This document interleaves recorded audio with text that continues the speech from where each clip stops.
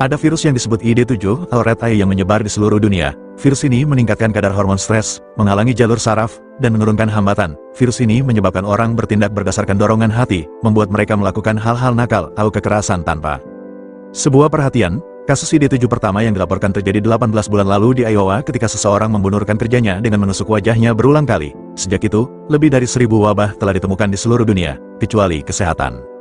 Organisasi berjanji bahwa karantina yang diwajibkan akan menghilangkan virus pada akhir tahun. Telah diketahui bahwa virus ini tidak akan membunuh manusia, namun mereka yang tertular atau terjangkit penyakit tersebut yang akan membunuh. Karena virus tersebut menyebabkan orang kehilangan kendali, Derek menjadi pengacara pertama yang menggunakan ID7 sebagai argumen untuk menyelamatkan klien yang terinfeksi dari penjara setelah ia membunuh seorang rekan kerja. Ketika Derek bergabung dengan sebuah firma hukum, ia bersikap idealis dan penuh harapan untuk masa depan. Namun, lingkungan kantor yang kejam telah memaksanya untuk menjadi pengacara yang tidak jujur agar dapat bertahan hidup dan menaiki tangga karir. Taktik virusnya untuk memenangkan kasus pembunuhan telah memberinya promosi yang cukup bagus, tetapi ia telah kehilangan semua rasa percaya dirinya. Suatu pagi, Derek tiba di kantor dan melihat Oswald berteriak pada resepsionis. Derek dengan cepat menyela dan mengungkapkan bahwa dia memiliki video Oswald yang melakukan hal kotor dengan rekan kerjanya selama pesta Natal terakhir perusahaan, mengancam akan menunjukkannya kepada istri Oswald jika dia tidak membiarkan resepsionis itu sendirian. Oswald benar-benar dipermalukan dan pergi. Setelah itu Derek pergi ke kantornya dan marah ketika dia menemukan cangkir favoritnya hilang, jadi dia meminta asistennya untuk menemukannya. Sebaliknya, asistennya memberitahu dia bahwa dia mendapat telepon penting. Derek menjawab telepon dan semakin marah ketika mendengar adiknya ingin Derek datang ke hari ulang tahunnya dan mengingatkannya pada hobi melukisnya. Derek menolak kedua hal itu, dan tanpa malu-malu mengatakan bahwa pekerjaannya lebih penting. Kemudian Derek bertemu dengan Melanie, seorang klien yang membutuhkan perpanjangan pinjaman untuk membayar utangnya yang telah jatuh tempo. Sayangnya penanggung jawab kasus Melanie adalah Irene, salah satu mitra firma tersebut. Derek tidak mempunyai kesempatan untuk mempengaruhi keputusan tersebut dan malah dia memanggil petugas keamanan untuk mengawal Melanie keluar. Setelah Melanie pergi, Derek meminum air tanpa mengetahui virusnya sekarang mencapai dia. Beberapa saat kemudian, resepsionis memberitahu Derek bahwa bos mereka John dan tangan kanannya Kara mengatakan bahwa Derek mengacaukan kasus Fonda Corp. Hal ini membuat Derek marah karena Fonda Corp bukan kliennya, jadi dia bergegas keluar untuk mendapatkan penjelasan. Sementara itu Oswald terus memperhatikan resepsionis Jenny sambil menggaruk matanya yang merah. Derek masuk ke lift dan meminta kode akses untuk melihat Kara. Direktur operasi, semua orang memanggilnya Sirene karena dia dimanipulasi hingga ke telinga John. Sesampainya di kantornya, Derek semakin marah karena dia melihat Kara mengambil miliknya. Derek menuduh Kara menjebaknya untuk menanggung kesalahannya, namun Kara mengeluarkan berkas yang membuktikan Fonda Corp adalah kliennya. Mereka tidak dapat mencapai kesepakatan sehingga mereka memutuskan untuk bertanya kepada John, menghina satu sama lain selama seluruh perjalanan lift. Di kantor John, Derek menjelaskan masalahnya dan menunjukkan bahwa hal yang sama terjadi setiap kali Kara gagal dalam sebuah kasus, jadi dia harus dipecat karena dianggap sebagai penyebab umum. John menganggap maksud Derek menarik dan memintanya menunggu di luar sementara.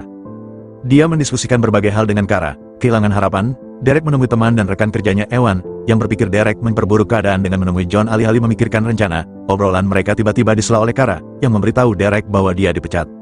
Kemarahan Derek meningkat, terutama karena dia tahu Kara berbuat nakal dengan John agar dia tetap di pihaknya. Dia mengumumkan bahwa dia akan membawa kasusnya ke Dewan, yang juga dikenal sebagai 9, dan menuntut untuk memiliki wajahnya kembali. Tetapi Kara hanya mengejeknya sambil mengusap mata merahnya. Tak lama kemudian Dewan Direksi meresmikan pemecatan Derek dan Derek dikunjungi oleh Kepala Sumber Daya Manusia Lester, yang juga dikenal sebagai Reaper. Dia meminta Derek untuk menandatangani sebuah dokumen yang menyatakan dia bertanggung jawab atas kasus Fonda Corp, menawarkan sejumlah besar uang ekstra sebagai pesangon. Sambil mengusap mata merahnya, Derek menolak tawaran itu karena ini akan terjadi menghancurkan karirnya dan bahkan bisa dicabut izinnya. Lester tidak peduli sedikit pun dan segera memanggil petugas keamanan untuk mengawal Derek keluar. Pada saat itu, agen CDC dan tim SWAT mengepung gedung, mengumumkan bahwa perusahaan tersebut kini dikarantina. Karena virus telah terdeteksi di dalam, Derek melihat bagaimana semua orang mulai panik di lobi sementara Dewan berbicara dengan ketua tim CDC, yang menjelaskan bahwa mereka melepaskan penetral ke dalam sistem ventilasi gedung yang akan menghilangkan virus dalam 8 jam. Pemimpinnya mengingatkan mereka bahwa setiap orang harus berusaha sebaik mungkin untuk tetap tenang atau keadaan akan cepat berubah menjadi kekerasan. Namun kekhawatiran utama Dewan adalah karyawan mereka tidak akan bekerja selama 8 jam dan hal ini akan merugikan mereka. John dengan marah memukul meja dengan tongkat golf dan mengumumkan bahwa siapapun yang mencoba menghindari pekerjaan akan dipecat. Di lantai bawah, rasa frustrasi Oswald dengan cepat ditingkatkan oleh virus dan dia menyerang Derek, yang dengan cepat kehilangan kendalinya juga dan menusuk kaki Oswald sebelum dia mulai memukulinya. Ewan bergegas menenangkannya dan setelah Derek meninju orang lain secara acak, Ewan mendorongnya ke dinding dan menyarankannya untuk bersembunyi di kantornya sampai virusnya hilang. Derek berpura-pura setuju, tetapi begitu Ewan berbalik, Derek berlari menuju lift, mengabaikan semua kekacauan yang terjadi di setiap sudut kantor. Ini baru beberapa menit, tetapi orang-orang sudah menjadi luar biasa. Kekerasan dan berteriak atas hal-hal paling konyol. Derek meminta operator lift untuk membawanya ke kantor dewan. Namun operator tersebut telah menerima perintah tegas dan memberinya mantel yang berbeda. Tiba-tiba Derek terjatuh di lantai yang ditinggalkan dan ditemukan oleh John. Tim antek pribadi yang dipimpin oleh Colton, juga dikenal sebagai Bull. Colton mengambil telepon Derek dan memberinya beberapa pukulan sebelum menelpon John, yang mulai mengejek Derek ketika dia mengatakan dia hanya menginginkan pekerjaannya. Kembali, sementara Colton terus memukul Derek dan melemparkan semprotan merica padanya, Ewan datang untuk membantu temannya, menyerang rekan antek Colton, namun mereka adalah penjaga terlatih dan Ewan hanyalah seorang anak kantor, jadi dia terbunuh ketika dia didorong ke dinding dan kepalanya tertusuk paku. John tidak terganggu oleh hal ini karena semua yang terjadi di kantor selama 8 jam berikutnya dapat disalahkan pada virus tersebut dan oleh karena itu mereka tidak dapat ditangkap karena virus tersebut. Derek mencoba berduka atas kematian Ewan hanya agar Colton memukul dan menjatuhkannya. Beberapa saat kemudian Derek bangun dan melihat Melanie yang masih marah padanya karena tidak membantunya. Mereka mulai meludahi satu sama lain dan tak lama kemudian meningkat menjadi pukulan yang sebenarnya. Tetapi setelah beberapa kerusakan Derek menyadari bahwa mereka seharusnya bekerja sama melawan perusahaan karena hal itu merugikan mereka berdua. Melanie setuju, jadi Derek mengambil beberapa ponsel lama yang rusak dan menyatukannya. Hubungi Frank. CEO Fonda Corporation. Frank mengajak dewan direksi untuk ikut menelepon, termasuk John yang sibuk mengonsumsi bubuk kebahagiaan. Derek memberitahu Frank tentang semua cara rekan kerjanya menangani kasus Fonda Corp dengan buruk, sehingga namanya pun bersih. Frank marah karena John menipunya dan memutuskan perusahaannya tidak membutuhkan jasanya lagi, yang merupakan masalah besar karena Fonda adalah klien terbesar mereka. John yang marah memerintahkan anak buahnya untuk membunuh Derek. Ketika dua pria berhasil mencapai lantai yang ditinggalkan, Melanie mengalihkan perhatian mereka sehingga Derek dapat menyerang mereka dari belakang, memasukkan semua rasa frustrasi yang dia pendam selama bertahun-tahun ke dalam pukulannya sampai orang-orang itu mati.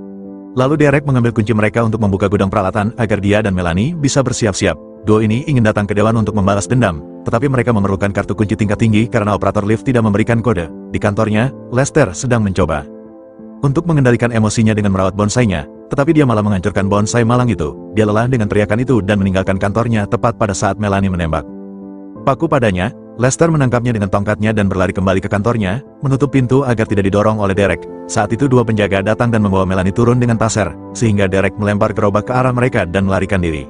Sementara Derek menyelinap untuk menghindari rekan kerjanya yang kasar, Lester keluar dan mulai memukul Melanie dengan tongkatnya. Akhirnya Derek berhasil mengejutkan seorang penjaga dari belakang, menusuknya dengan obeng. Kemudian dia menghentikan tasernya dengan sebuah file dan menusuk penjaga lainnya juga. Pada saat itu Melanie menendang pistol paku ke arahnya dan Derek menembak ke arah Lester, yang dengan cepat bersembunyi di kantornya lagi. Duo itu menyerbu masuk dan meminta kartu kunci, mengancam akan membunuh Lester jika dia tidak mau bekerja sama. Lester menaruh kartu kunci di mejanya dan ketika Derek meraihnya, Lester menusuk tangannya dengan gunting agar dia tersangkut di meja sebelum menjatuhkan Melanie ke tanah. Pekerja lain berkumpul di pintu dan mulai memasang taruhan sambil menyaksikan Lester mencoba membunuh Melanie dengan pistol paku, yang kesulitan menghindari paku. Derek mengingatkannya bahwa ia juga punya gergaji dan Melanie langsung menggunakannya untuk menyerang Lester, membunuhnya.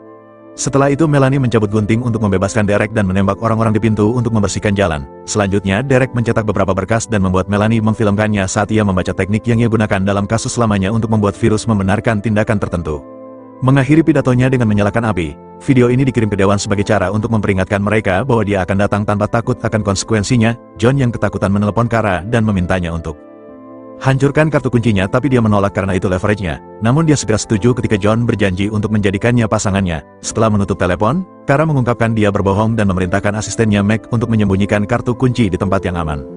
Selanjutnya John menelepon ketua tim CDC untuk meminta bantuan, dan menghabiskan bubuk kebahagiaannya selama percakapan. Ketika ketua tim menegurnya, John dengan marah menghancurkan bubuk kebahagiaannya layar dan mengirimkan pesan. Dia akan membayar 150.000 kepada siapapun yang membunuh Derek. Irene menunjukkan bahwa karena itu pembunuhan seharusnya jadi 450. Dengan sisa virus 4 jam, Derek dan Melanie menggunakan kartu kunci Lester untuk sampai ke lantai Cara, di mana orang-orang juga saling menyerang dengan kejam. Duo ini bertemu dengan Cara, yang memiliki tim karyawan di belakangnya sebagai pengawal. Pada saat itu, psikolog CDC menelepon dan mencoba berunding dengan Derek, yang mengabaikannya dan malah menyuruh Melanie memainkan musik keras. Kara menyingkir saat Derek memberi karyawannya kesempatan terakhir untuk pergi, tapi tidak ada yang melakukannya. Perkelahian sengit terjadi di mana Derek dan Melanie sepenuhnya diambil alih oleh virus, yang membantu mereka membunuh setiap karyawan yang mengejar mereka dengan serangan tanpa ampun menggunakan berbagai alat dan bahkan alat pemadam kebakaran. Setelah beberapa menit melakukan kekerasan tanpa henti, Derek dan Melanie akhirnya mereka memasuki kantor Kara dan Derek menaruh gunting di atas meja sebagai ancaman tidak langsung sambil meminta kartu kunci ke lantai atas. Kara meminta gencatan senjata dan saat Derek menolak, dia memecahkan wajahnya hanya untuk memprovokasinya. Derek hampir membunuhnya, tapi Kara mengingatkannya bahwa dialah satu-satunya yang bisa memberinya kartu kunci. Mereka menyetujui gencatan senjata dan Kara meminta Meg untuk membawa kartu kunci, bagaimanapun apa yang dibawa Meg. adalah potongan plastik yang terbakar dan dia menjelaskan bahwa John tahu Kara akan mengkhianatinya, jadi dia menawarkan Meg promosi sebagai imbalan untuk menghancurkan kartu kunci. Kara dan Meg kemudian mulai saling berteriak sampai Meg mengambil gunting dan membunuh Kara. Kemudian Derek dan Melanie mengirimi John video yang menunjukkan lidah Kara. Karena mereka tidak bisa pergi kemanapun tanpa kartu kunci, keduanya memutuskan untuk istirahat. Derek menceritakan bahwa saudara perempuannya memberinya muk sebagai hadiah karena diterima di perusahaan, itulah mengapa muk itu sangat penting baginya.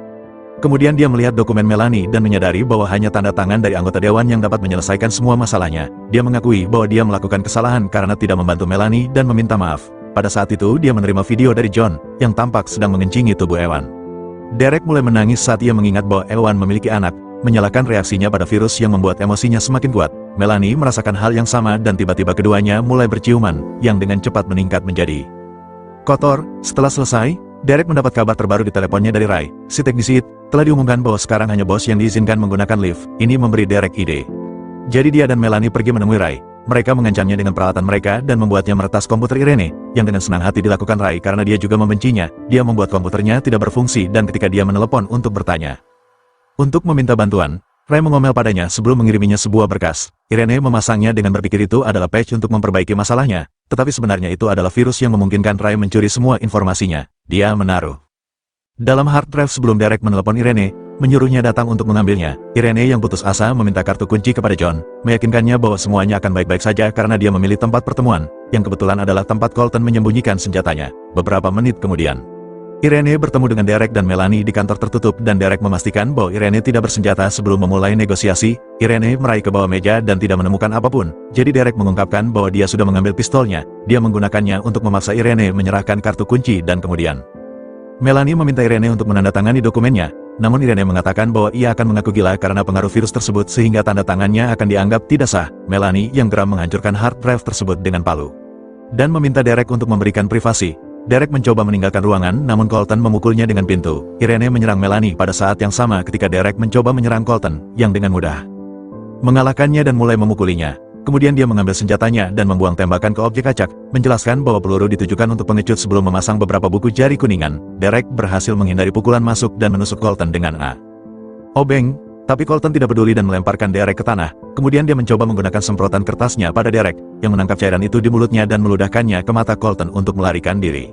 Sekarang mulutnya terasa panas sehingga dia berlari ke pendingin air untuk mencari bantuan. Sementara itu Melanie memukul kepala Irene dengan gelas dan membuka celah untuk mengambil palunya. Namun sebelum dia dapat memukul, Irene mengungkapkan bahwa kartu tersebut memerlukan akses kode agar berfungsi. Pada saat itu Derek kembali dan meminta kode tersebut. Jadi Irene menawarkan untuk memberitahu Derek jika sebagai gantinya Derek mengizinkannya memiliki Melanie. Hanya tersisa 25 menit karantina, jadi Derek meninju Melanie dan mengikatnya ke kursi. Saat Irene menyiapkan peralatan untuk penyiksaan, Derek memberikan ciuman terakhir kepada Melanie sebelum pergi. Irene memasukkan kata sandi di lift dan sebelum pintu ditutup, Derek tersenyum, memperlihatkan beberapa baut di tangannya. Ternyata dia menurunkan mereka dari kursi sambil mencium Melanie untuk membebaskannya, dan kini dia keluar dan akhirnya membunuh Irene dengan palu. Dalam perjalanan ke lantai atas, Derek mengingat semua hal yang telah dilakukan John padanya dan wajahnya ditinju karena frustrasi. Ia memasuki ruang dewan dengan tubuh berlumuran darah, tetapi 9 orang menyambutnya dengan tepuk tangan dan sampahnya. John menawarinya kontrak kemitraan dan sekretarisnya mulai membuat daftar semua keuntungan yang akan diperoleh Derek jika ia setuju untuk berdamai, termasuk beberapa saat-saat nakal bersama mereka. Namun Derek tetap menolak, menyebabkan seorang sekretaris menyerangnya dengan pecahan kaca. Derek dengan cepat menghindarinya dan sekretaris lainnya malah terbunuh sebelum ia memukul sekretaris pertama. Selanjutnya John meraih tongkat golfnya dan mengonsumsi lebih banyak happy powder sebelum melawan Derek, melemparkan bubuk ke matanya untuk membutakannya. John memukulnya dengan tongkat golf beberapa kali sebelum melemparkannya ke meja, mencoba mencekiknya sampai mati. Derek mendorongnya dan mengeluarkan sepotong dari cangkirnya yang pecah untuk mulai memukul John dengan itu, akhirnya mengalahkannya. Dengan waktu karantina yang tersisa hanya 1 menit 30 detik, Derek menahan John di atas pagar dan membuat dewan memberikan suara. Semua orang mendukung kematian John sehingga Derek melemparkannya ke lantai bawah untuk membunuhnya. Setelah itu Derek mengumpulkan 8 dewan direktur yang tersisa dan memberikan pidato tentang mengapa dia layak mendapatkan pekerjaannya kembali. Ketika dewan setuju untuk mempekerjakannya kembali, Derek akhirnya menyadari bahwa saudara perempuannya benar. Dia tidak melakukannya. Pekerjaan itu memiliki dia. Dia hanyalah budak dari pekerjaan itu. Ketika papan menawarinya tempat John, Derek menerimanya, menandatangani dokumen Melanie, dan banyak karya seninya menunjukkan pengalaman yang dia lalui. Melanie berkencan dengannya dan bahkan menghadiri kelas melukis bersamanya. Pastikan untuk berlangganan dan mengaktifkan notifikasi agar Anda dapat menonton lebih banyak video seperti ini. Terima kasih telah menonton.